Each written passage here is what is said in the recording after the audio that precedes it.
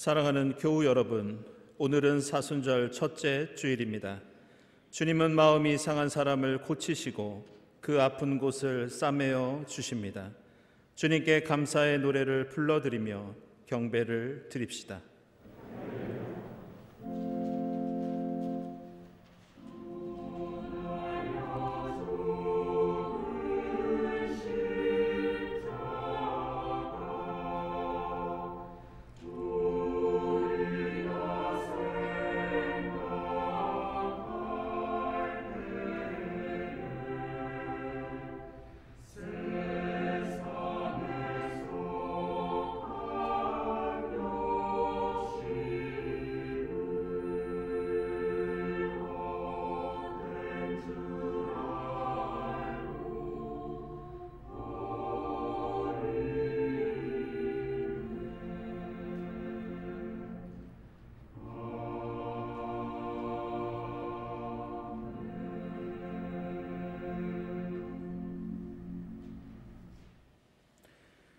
가장 높으신 분의 보호를 받으면서 사는 너는 전능하신 분의 그늘 아래 머무를 것이다.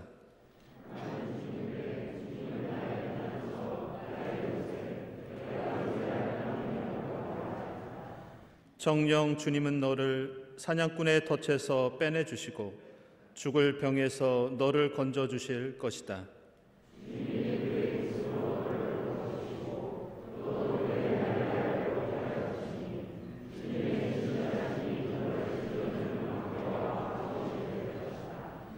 그가 천사들에게 명하셔서 내가 가는 길마다 너를 지키게 하실 것이니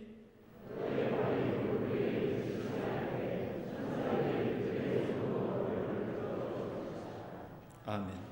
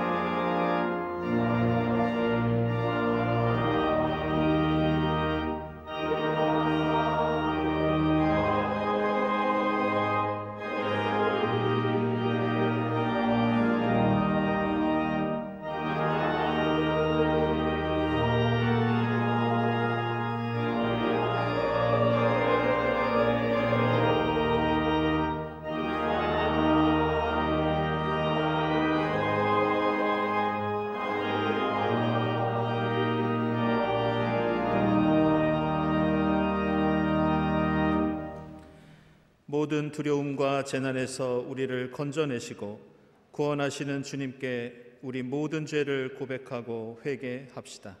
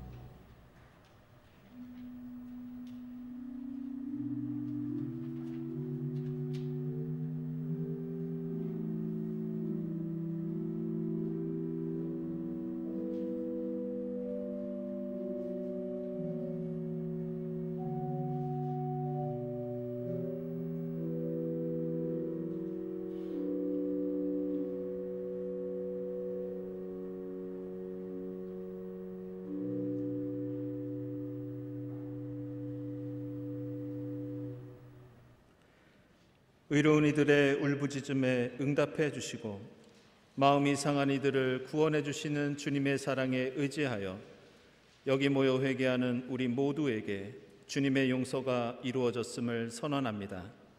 아멘.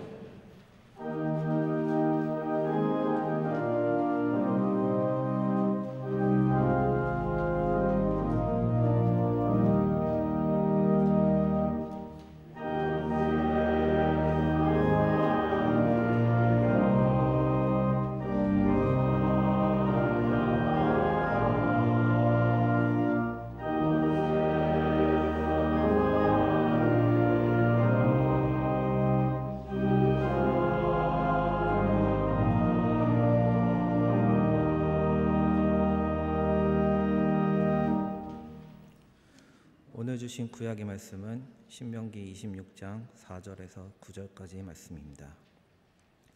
제사장이 당신들의 손에서 그 광주리를 받아 주 당신들의 하나님의 제단에 놓으면 당신들은 주 당신들의 하나님 앞에서 다음과 같이 아뢰십시오. 내 조상은 떠돌아다니면서 사는 아람 사람으로서 몇 안 되는 사람을 거느리고 이집트로 내려가서 거기에서 몸부쳐 살면서 거기에서 번성하여 크고 강대한 민족이 되었습니다. 그러자 이집트 사람이 우리를 학대하며 괴롭게 하며 우리에게 강제 노동을 시켰습니다. 그래서 우리가 주 우리 조상의 하나님께 살려달라고 부르짖었더니 주님께서 우리의 울부짖음을 들으시고 우리가 비참하게 사는 것과 고역에 시달리는 것과 억압에 짓눌려 있는 것을 보시고 강한 손과 편팔과 큰 위험과 이적과 기사로 우리를 이집트에서 인도하여 내셨습니다. 주님께서 우리를 이곳으로 인도하셔서 이 땅, 곧 젖과 꿀이 흐르는 땅을 우리에게 주셨습니다. 아멘.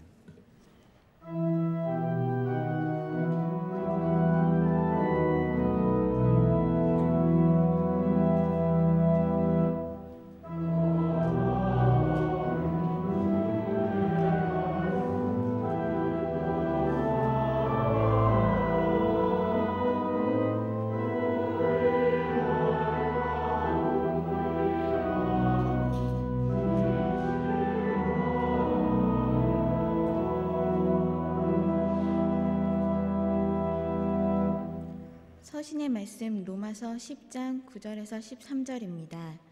당신이 만일 예수는 주님이라고 입으로 고백하고 하나님께서 그를 죽은 사람들 가운데서 살리신 것을 마음으로 믿으면 구원을 얻을 것입니다.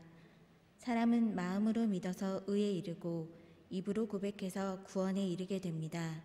성경은 그를 믿는 사람은 누구나 부끄러움을 당하지 않을 것이다 하고 말합니다. 유대 사람이나 그리스 사람이나 차별이 없습니다. 그는 모든 사람에게 똑같이 주님이 되어주시고 그를 부르는 모든 사람에게 풍성한 은혜를 내려주십니다.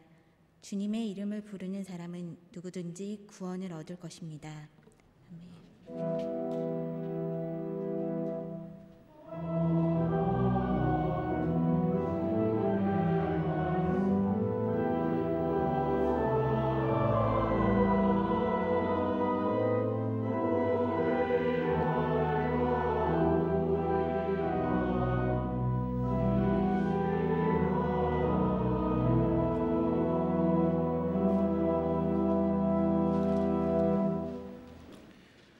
복음의 말씀은 마태복음서 14장 22절부터 33절까지입니다.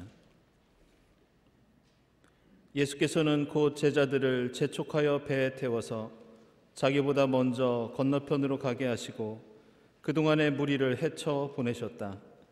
무리를 헤쳐 보내신 뒤에 예수께서는 따로 기도하시려고 산에 올라가셨다. 날이 이미 저물었을 때 예수께서는 홀로 거기에 계셨다. 제자들이 탄 배는 그 사이에 이미 육지에서 멀리 떨어져 있었는데 풍랑에 몹시 시달리고 있었다. 바람이 거슬러서 불어왔기 때문이다. 이른 새벽에 예수께서 바다 위로 걸어서 제자들에게로 가셨다. 제자들이 예수께서 바다 위로 걸어오시는 것을 보고 겁에 질려서 유령이다 하며 두려워서 소리를 질렀다. 예수께서 곧 그들에게 말씀하셨다. 안심하여라, 나다, 두려워하지 말아라. 베드로가 예수께 말하였다. 주님이시면 나더러 물 위로 걸어서 주님께로 오라고 명령하십시오. 예수께서 오너라 하고 말씀하셨다. 베드로는 배에서 내려 물 위로 걸어서 예수께로 갔다. 그러나 베드로는 거센 바람이 불어오는 것을 보고 무서움에 사로잡혀서 물에 빠져 들어가게 되었다. 그때 그는 주님 살려주십시오 하고 외쳤다. 예수께서 곧 손을 내밀어서 그를 붙잡고 말씀하셨다. 믿음이 적은 사람아, 왜 의심하였느냐? 그리고 그들이 함께 배에 오르니 바람이 그쳤다. 배 안에 있던 사람들은 그에게 무릎을 꿇고 말하였다. 선생님은 참으로 하나님의 아들이십니다. 아멘.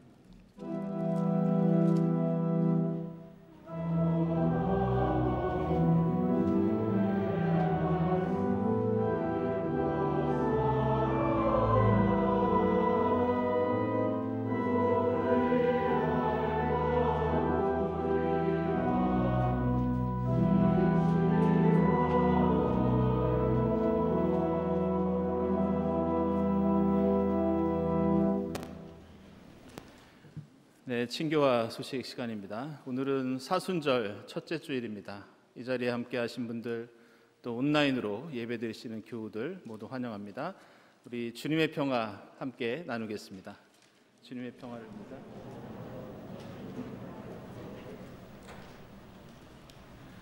네, 교우 소식입니다. 최요한 교우, 이번에 이화여자대학교 불어불문학과 교수로 임용되셨습니다. 축하드립니다. 그리고 박찬호 집사님, 또 국토저널이 만난 우리 시대 리더 21인이라는 책을 이번에 출간하셨습니다. 축하드립니다. 이 시간은 위로 인사를 나누겠는데요. 이전에 광고 드린 대로 우리 고 김동훈 집사님 지난 23일에 소천하셔서 은혜 가운데 장례를 잘 마쳤고요. 또 이 자리에는 유족들께서 함께 나오셨습니다. 함께 위로 인사 나누도록 하겠습니다. 네. 주님의 위로를 빕니다.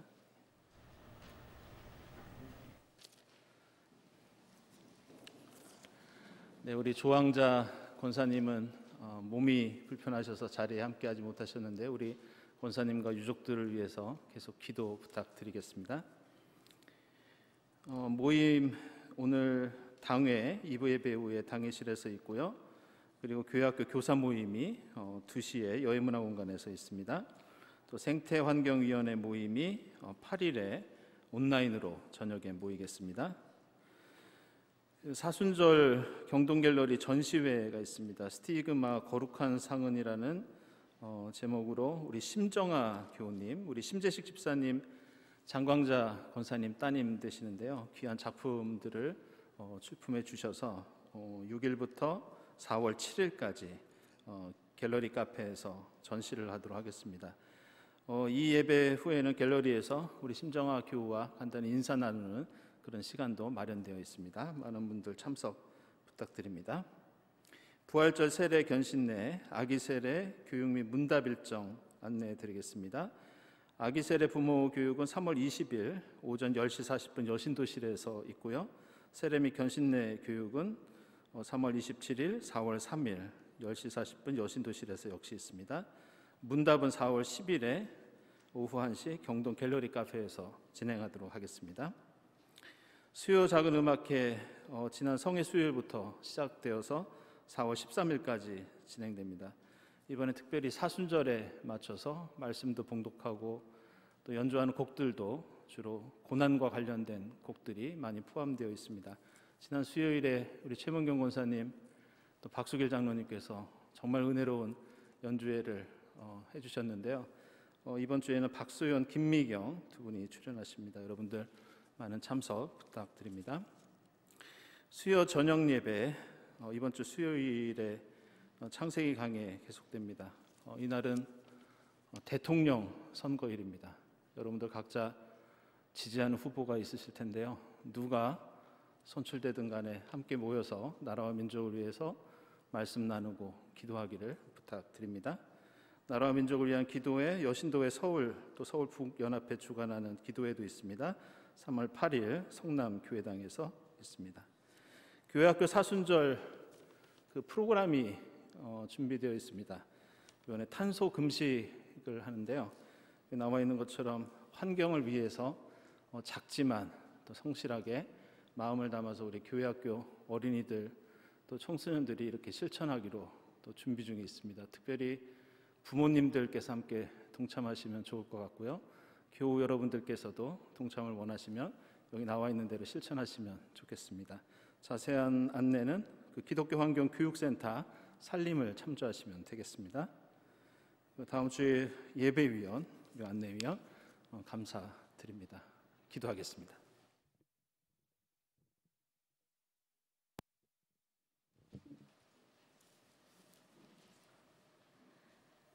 하나님, 이 아침 주님이 받으신 고난을 생각합니다. 참혹한 십자가의 현실을 생각합니다. 주님, 우리는 작은 고통에도 힘들어하고 하찮은 어려움도 견디지 못하며 작은 손실에도 크게 분노합니다. 도움을 청하는 목소리와 이웃의 고통을 외면하기도 합니다. 그러나 주님은 하나님과 같은 분임에도 스스로 낮아지셔서 이 땅에 오셨습니다. 이 땅에서 갖은 고통을 당하고 끝내 십자가에 달리셨습니다. 병들고 가난한 사람들, 소외와 차별 대우받는 사람들의 친구가 되시었습니다. 그들을 조건 없이 치료하고 그들과 식탁을 함께하고 그들의 진정한 친구가 되시었습니다.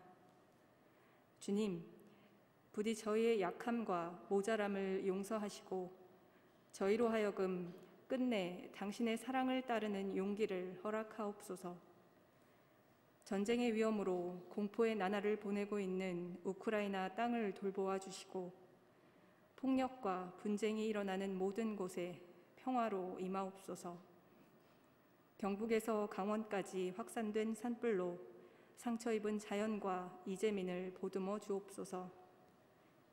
고 김동은 집사님을 떠나보낸 조항자 권사님과 세 자녀, 그 가정을 기억하사 허망하고 그리운 마음을 위로하옵소서. 우리 교회 미래를 사랑으로 돌보는 교사들의 오늘 모임을 기억하옵시고 안내위원, 성만찬 준비, 성경 봉독과 성가대로 예배를 섬기는 이들을 통해 당신의 사랑이 흐르게 하옵소서.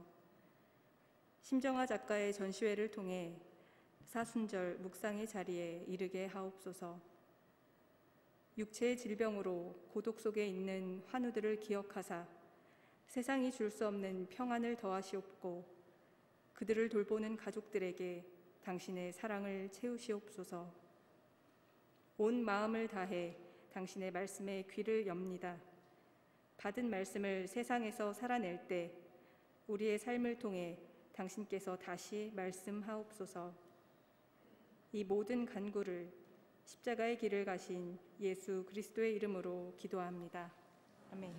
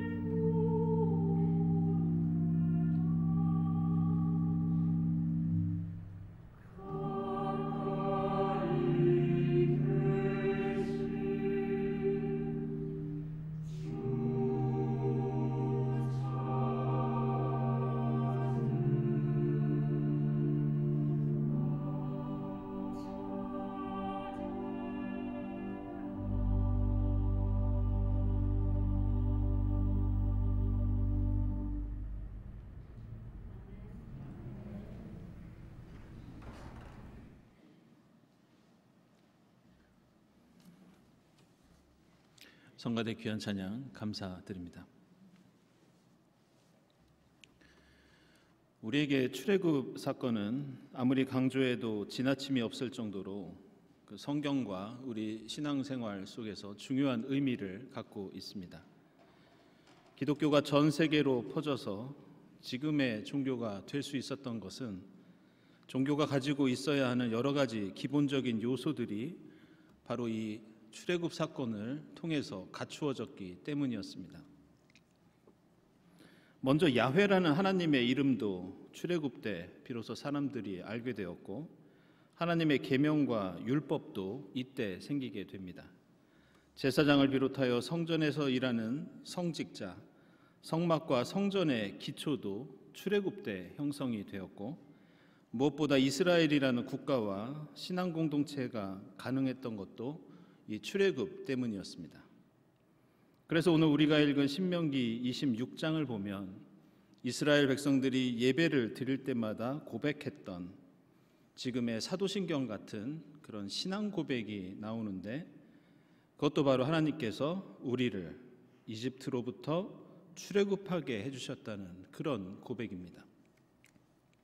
그리고 이러한 출애굽에 대한 신앙 고백은 이스라엘 역사에서 계속해서 반복되었고, 자녀들과 후손들에게 가장 중요한 신앙의 유산으로서 대물림되었습니다. 그래서 오늘 신명기 26장뿐 아니라 신명기 6장 20절 이하에서도 자녀들에게 다른 무엇보다 하나님은 우리를 출애굽시키신 하나님인 것을 기억하게 하라, 이렇게 말씀합니다. 여호수아기 24장에서도 여호수아가 가나안 땅에 들어간 이스라엘 백성들을 세겜에 모아놓고 유언을 합니다. 근데 여기서도 너희가 결코 잊지 말아야 할 가장 중요한 우리의 역사와 신앙 고백은 바로 출애굽 사건이다, 이렇게 당부합니다. 사무엘기상 12장을 보면 여기에서는 사무엘이 백성들에게 마지막 고별 설교를 합니다. 이스라엘이 절대 잊지 말아야 할 가장 중요한 신앙의 핵심이 무엇인지 이 고별 설교를 통해서 말씀하는데, 그것도 출애굽에 대한 신앙 고백이었습니다. 시편 136편에서도 이스라엘이 하나님께 예배 드릴 때 그들이 드렸던 기도와 찬양의 중심에는 바로 이 출애굽에 대한 기억과 감사의 고백이 그 중심에 있었습니다. 이처럼 성경은 하나님을 믿는 우리 신앙의 가장 중요한 그 기원과 근거는 출애굽이며, 그것을 기억하고 고백하는 것이 우리 신앙의 출발이자 핵심이라고 말씀합니다. 그런데 우리는 여기서 이렇게 중요한 출애굽 사건을 생각하면서 이런 질문을 던지지 않을 수 없습니다. 그것은 출애굽이 이토록 중요하다면 이 사건이 왜 일어나게 되었는가? 출애굽 사건이 일어나게 된 계기가 무엇이었는가? 바로 이 질문입니다. 우리는 이러한 중요한 역사적 사건이라면 대단한 정치, 경제, 사회, 군사적인 동기가 있을 거라고 예상합니다. 아니면 커다란 어떤 역사적인 전기가 이러한 구원 역사를, 구원 사건을 불러왔을 거라고 생각할 수도 있습니다.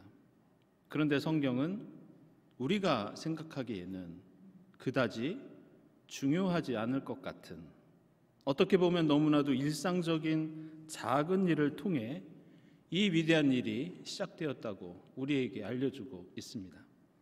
그것은 바로 오늘 신명기 26장에 나오는 이스라엘 백성들이 살려달라고 부르짖었던 그 울부짖음이 이 위대한 역사의 동기와 시작이 되었다고 말씀합니다.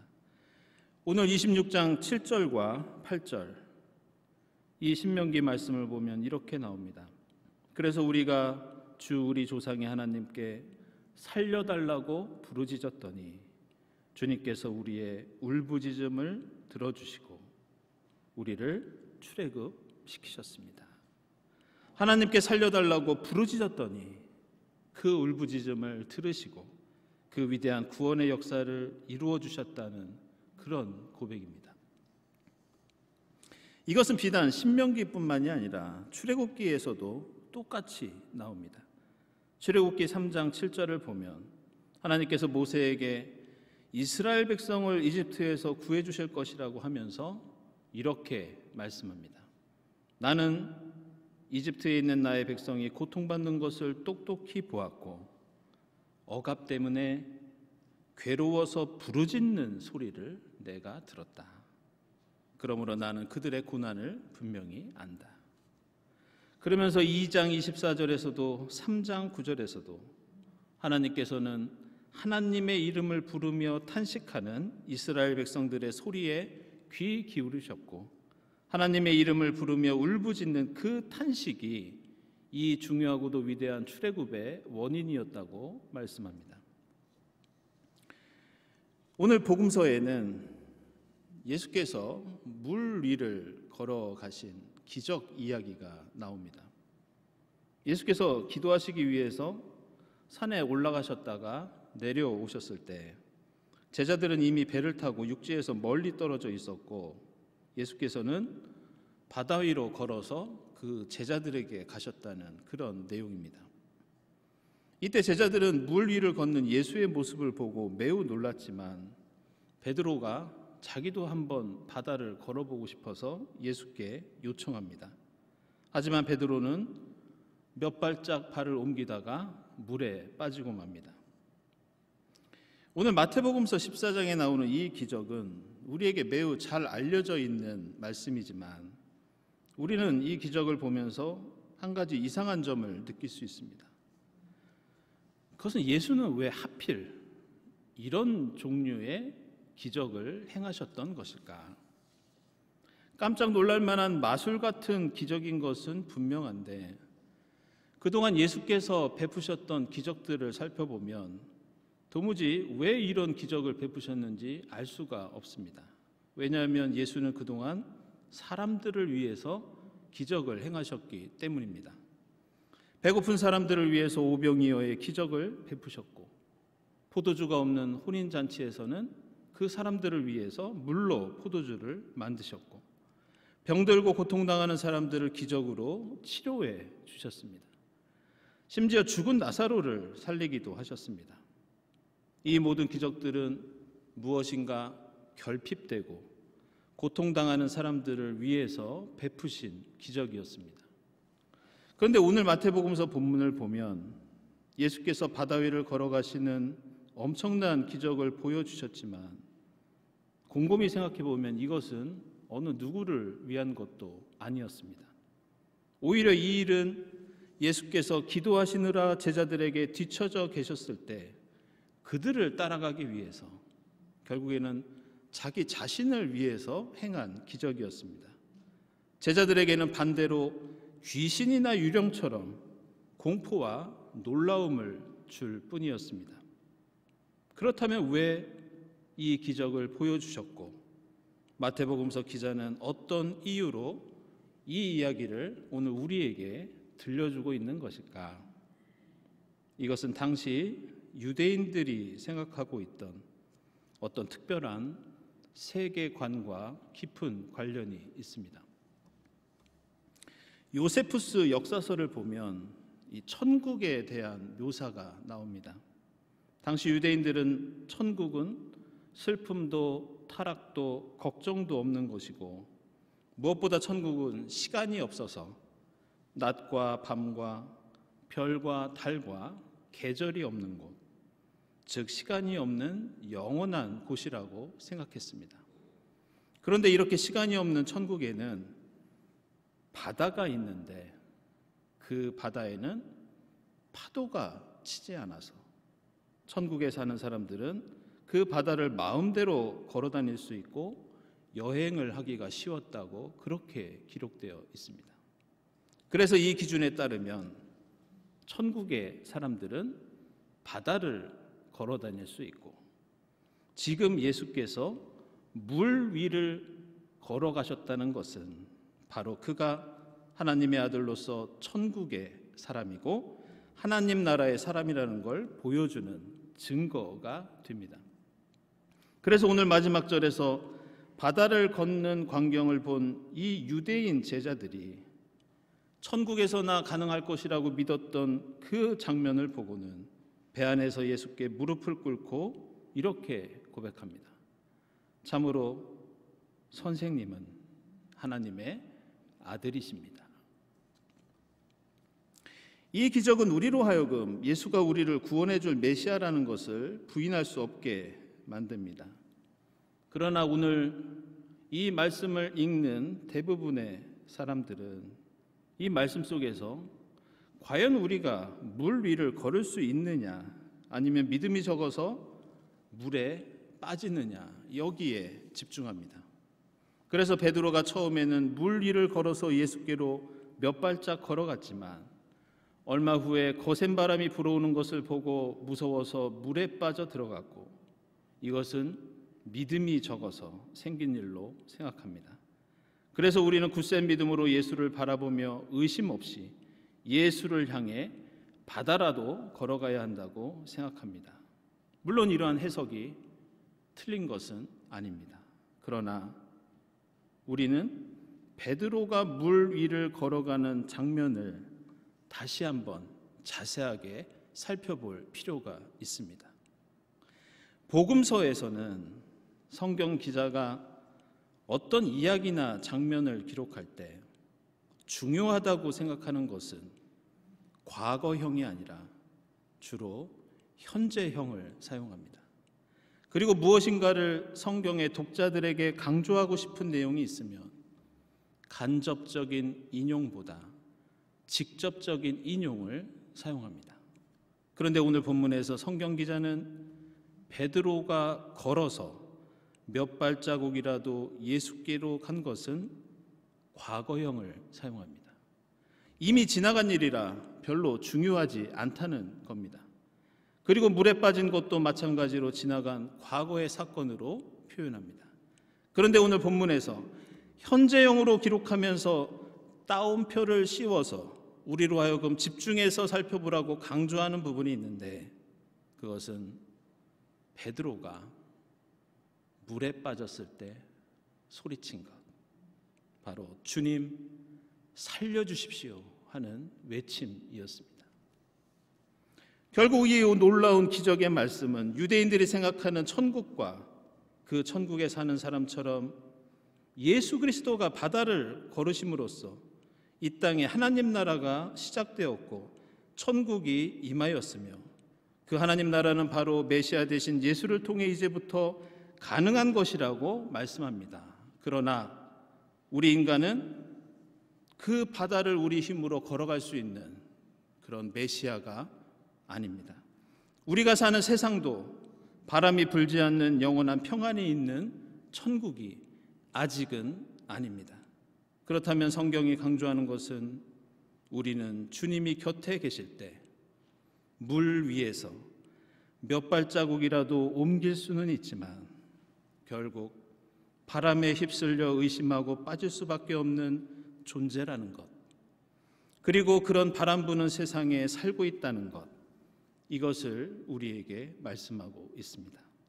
성경은 여기서 우리 인간에게 그럼에도 불구하고 잊지 말아야 할 것이 있다면 그것은 우리는 언제든지 물에 빠질 수밖에 없고, 그리고 물에 빠졌을 때 우리는 주님 살려주십시오, 주님의 이름을 부르며 부르짖어야 한다는 것, 이것을 강조하고 있습니다. 우리가 떠 있는 바다에는 비가 내리고 바람이 불고 물결이 일지만 중요한 것은 그 바다에는 주님이 계시고 우리는 주님의 이름을 부를 수 있고, 그의 이름을 부를 때 주님께서 손을 내밀어 주시고 우리를 붙잡아 주신다는 겁니다. 그래서 오늘 로마서에서 사도 바울은 우리에게 이렇게 말씀합니다. 당신이 만일 예수는 주님이라고 입으로 고백하고 마음으로 그를 믿으면 구원을 얻을 것입니다.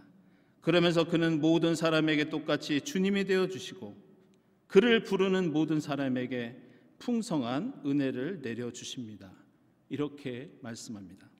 그러면서 마지막에 사도 바울은 우리 그리스도인이 결코 잊지 말아야 할 가장 기본적이고 중요한 신앙의 행위, 출애굽 구원 역사를 가능하게 하고 오늘 하나님 나라를 이 땅에 이루는 출발이 되는 그 핵심을 우리에게 선포합니다. 그것은 주님의 이름을 부르는 사람은 누구든지 구원을 얻을 것이다. 이런 이유로 초대교회에서 예수의 십자가와 부활을 믿고 따르는 사람들을 그리스도인이라고 불렀는데, 그 뜻은 바로 주의 이름을 부르는 사람들, 이런 뜻이었습니다. 그리스도인들이 모여서 기도하고 찬송하고 주의 만찬을 나누며 이웃에게 사랑을 실천할 때 그리스도인들이 로마 제국의 사람들과 구분이 되는 가장 중요한 특징은 다른 것이 아니라 주님의 이름을 부르는 것이었고, 그것이 초대교회의 기적과 능력의 원천이었고 그리스도인의 정체성이었습니다. 우리는 종종 이런 질문을 스스로 할 때가 있습니다. 그리스도인과 세상 사이에 근본적으로 다른 점이 무엇인가? 예수를 믿는 그리스도인이라고, 그 그리스도인들이 모인 공동체인 교회라고 고난이 없는 것도 아니고, 우리도 병들고 고통당하고 교회에도 힘든 일이 너무나 많이 있습니다. 교회가 하는 활동도 생각해 보면 사실 세상과 크게 다르지 않습니다. 교회가 어려운 이웃을 도울 때 그것이 우리가 실천해야 할 가장 중요한 일이라고 하지만 그리스도인들만 이웃을 사랑하고 돕는 것이 아닙니다. 이웃에게 도와주는 것은 다른 종교를 믿는 사람들, 학교나 사회의 여러 단체들, 심지어 돈을 벌고 이윤을 추구하는 기업들도 열심히 이웃들을 사랑하고 돕습니다. 그것은 우리가 전쟁을 반대하고 이 땅의 정의와 평화를 이루기 위해서 노력하는 것도 마찬가지입니다. 성경의 가르침이 화해와 용서와 평화를 강조하지만 세계 고등 종교들은 대부분 같은 가르침을 갖고 있고, 세상의 무수한 사람들과 단체들도 정의와 평화와 반전을 외칩니다. 그렇다면 우리 그리스도인들이 그분들과 다른 것이 무엇인가? 우리 그리스도인들만의 정체성은 무엇인가? 그것은 바로 주님의 이름을 부르는 것입니다. 우리는 다른 사람들처럼 고난을 겪지만, 우리는 이웃을 돕고 사랑을 베풀지만, 우리가 다른 것은 우리는 먼저 주님의 이름을 부릅니다. 주님의 이름으로 고난을 이겨내고 주님의 이름으로 사랑을 베풉니다. 주님의 이름을 부르며 힘을 얻고 주님의 이름을 통해서 능력을 얻고 예수의 이름으로 기적을 일으킵니다.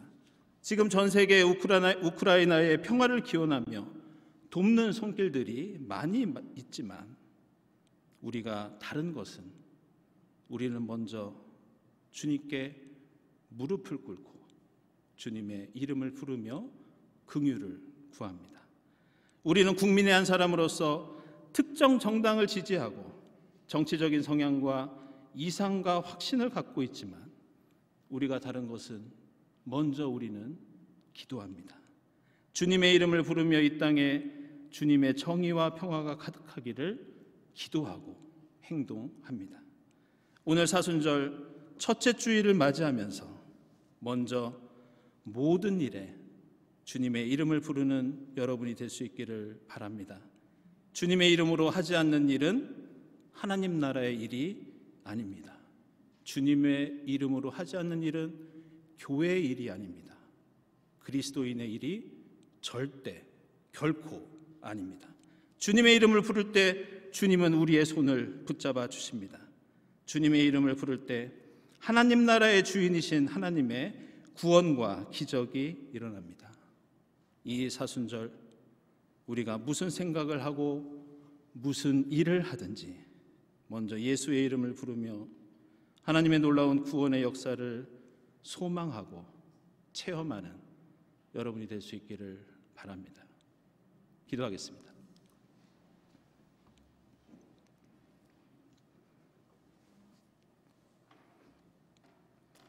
하나님, 이 땅에 오시어 십자가 사랑으로 이 땅에 주님 나라 이루어가게 하시니 감사합니다.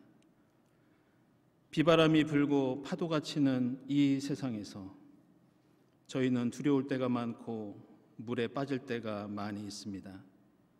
그때마다 실망하거나 낙심치 않게 하시고 저희 곁에 계시는 주님 바라보며 주님 이름 부르게 하옵소서.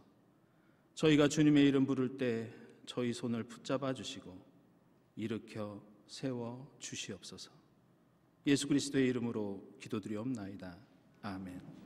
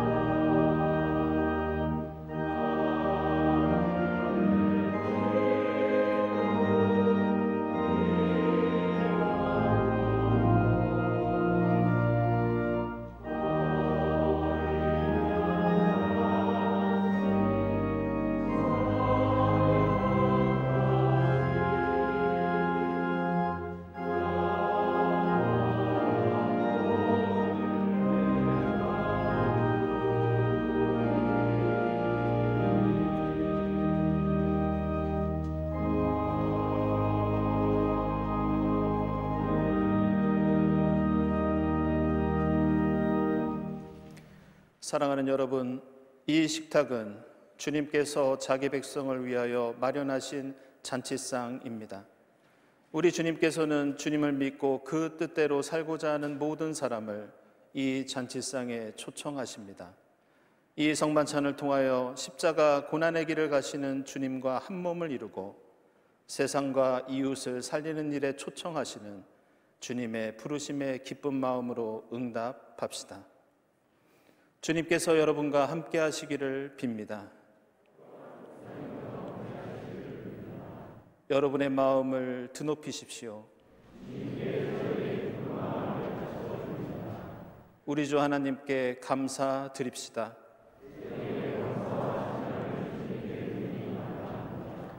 예수 그리스도께서 저희를 구원하시기 위해 말구 위에 태어나시고 순환당하시고 못 박혀 죽으시고 부활하셔서 우리를 부르시니 감사합니다.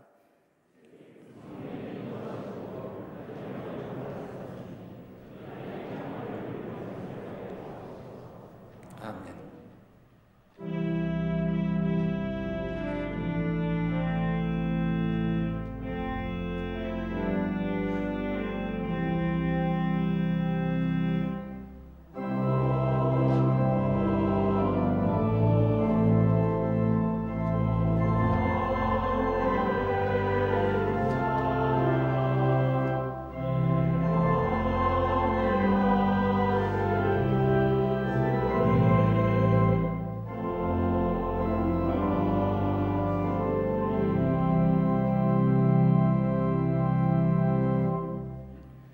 내가 여러분에게 전해준 것은 주님으로부터 전해받은 것입니다.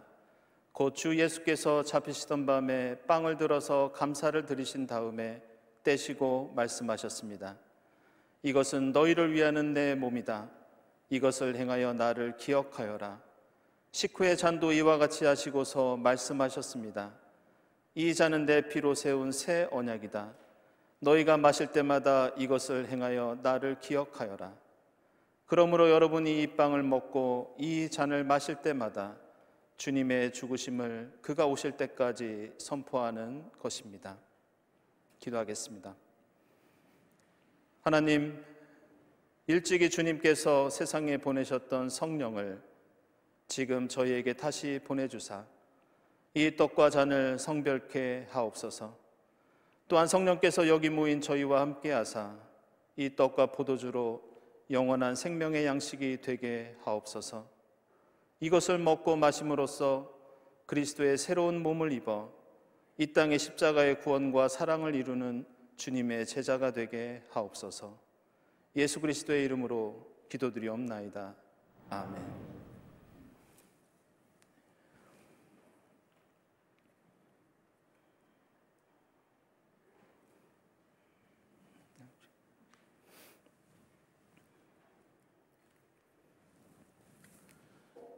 이 떡은 우리의 죄를 사하시려고 십자가에서 찢기신 주님의 몸입니다.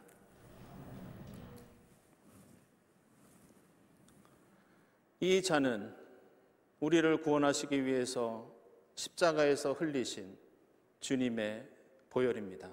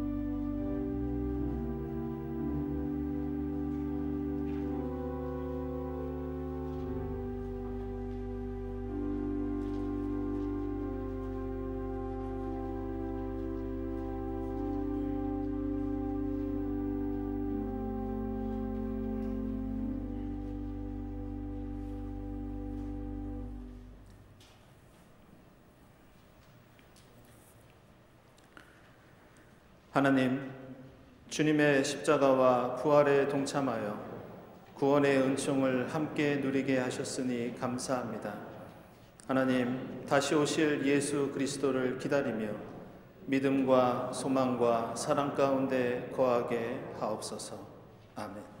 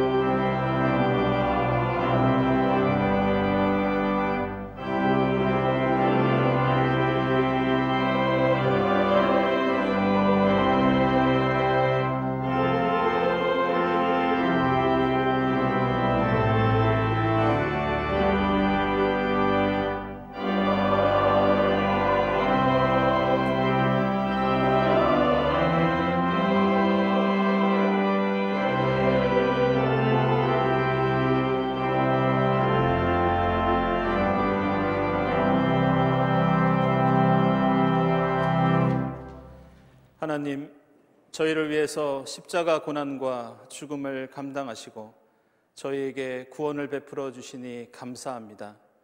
저에게 베푸신 그 사랑에 감사하면서 정성껏 예물을 드리오니 기쁘게 받아 주시옵소서. 이 예물이 쓰이는 곳에 주님 영광 드러나게 하시고 쓰임받는 곳에 하나님의 정의와 평화가 하수처럼 흐르게 하옵소서. 예물을 바치는 손길들을 기억해 주시고 하나님의 뜻 안에서 하늘의 복을 누리게 하옵소서. 감사드리며 예수 그리스도의 이름으로 기도드리옵나이다. 아멘.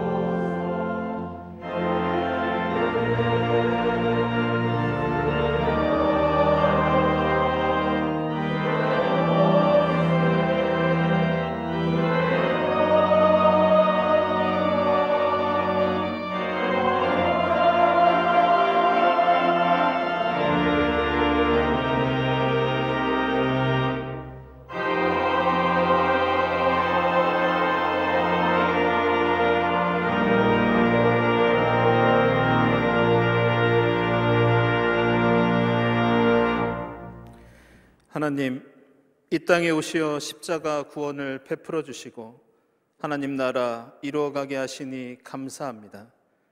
거친 바다 같은 이 세상에서 어떤 고난을 당하거나 무슨 일을 할 때마다 먼저 주님의 이름을 부르게 하옵소서. 항상 주님께 부르짖고 간구하며 정의와 사랑을 실천하게 하시고 기적과 구원을 체험하는 출애굽의 공동체가 되게 하옵소서.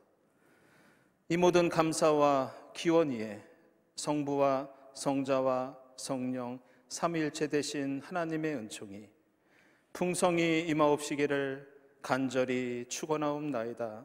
아멘.